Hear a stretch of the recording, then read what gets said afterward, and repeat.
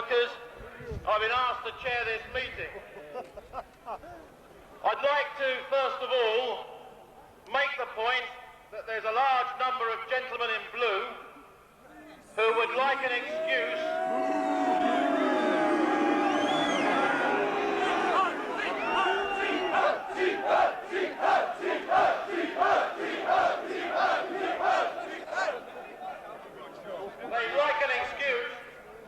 to prove that we can't look after ourselves and that they're needed to protect miner from miner.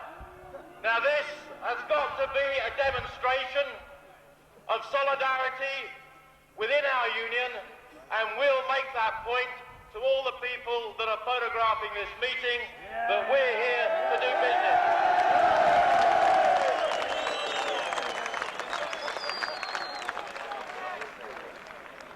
So I'd like to put a motion before this meeting, because you can't have a meeting without a motion, can you?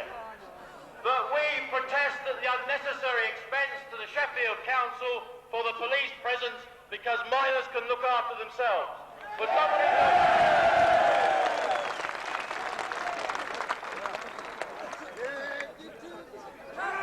I'd like to start the proceedings by speaking as the President of Kent.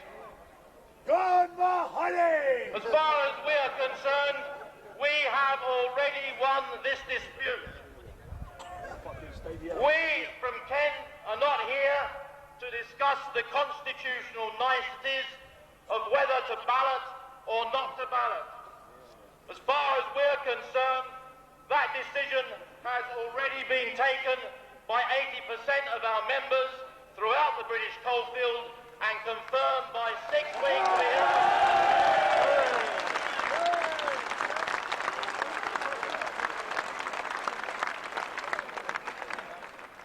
We in Kent are threatened with at least 2 and probably 3 of our pits being closed, which is the entire coalfield. So we have got nowhere else to go but for absolute victory in this dispute. As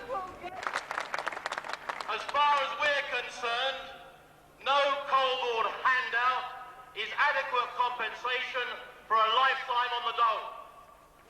No coal board handout is adequate compensation for a lifetime in a derelict ghost town when the very reason for its existence has been taken away.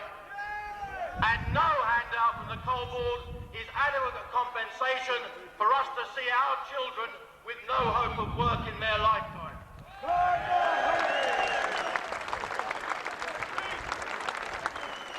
We have come to Sheffield today to seek endorsement of our action, conspiracy to subvert the democratic procedures of our union, that same group of ringleaders who are now screaming for a ballot to in fact break this strike.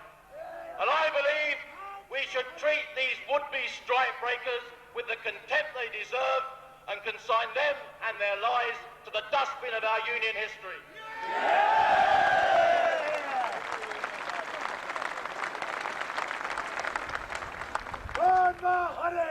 I said the threat to this country, and I'd like to draw attention to one special group which we ought to in fact show our appreciation for. Let us show our appreciation for our brothers who have stood firm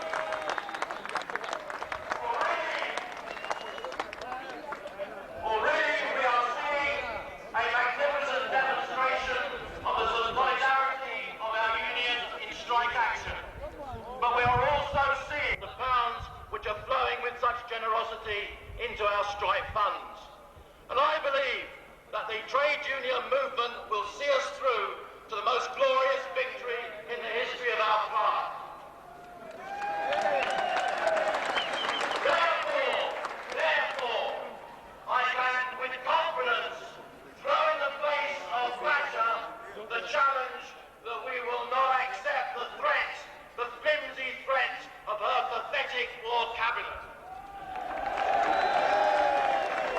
She can send in her boys in blue, she can send in her paras in police uniforms, she can send in her troops, but we will drown them in a sea of working class action.